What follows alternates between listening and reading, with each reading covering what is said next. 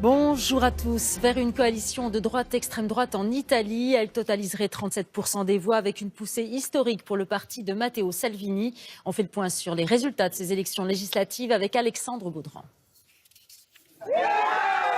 C'est un score historique pour les populistes du mouvement 5 étoiles.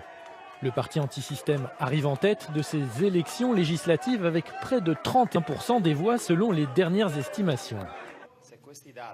Si ces résultats devaient se confirmer, ce serait une apothéose pour le mouvement 5 étoiles.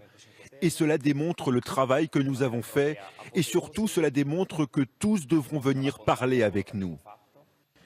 Mais c'est bien la grande coalition de droite qui recueillerait le plus de voix avec près de 36% des suffrages.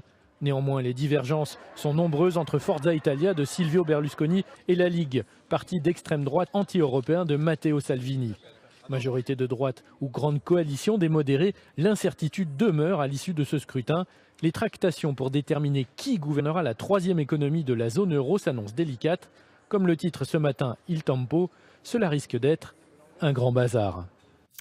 Alors à quoi va ressembler le Parlement italien? Analyse à Rome de notre correspondant François Baudonnet.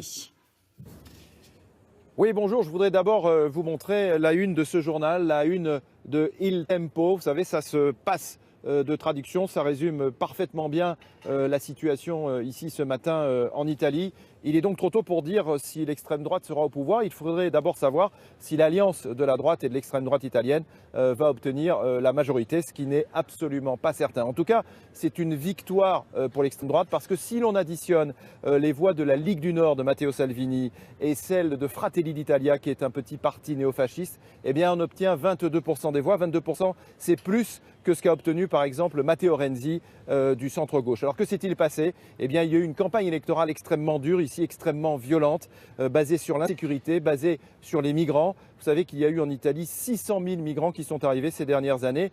Et Matteo Salvini a promis par exemple eh bien, de les faire rentrer chez eux. C'est un message fort, un message simple, un message simpliste même, mais qui a porté ses fruits et qui explique eh bien, la victoire de l'extrême droite en Italie.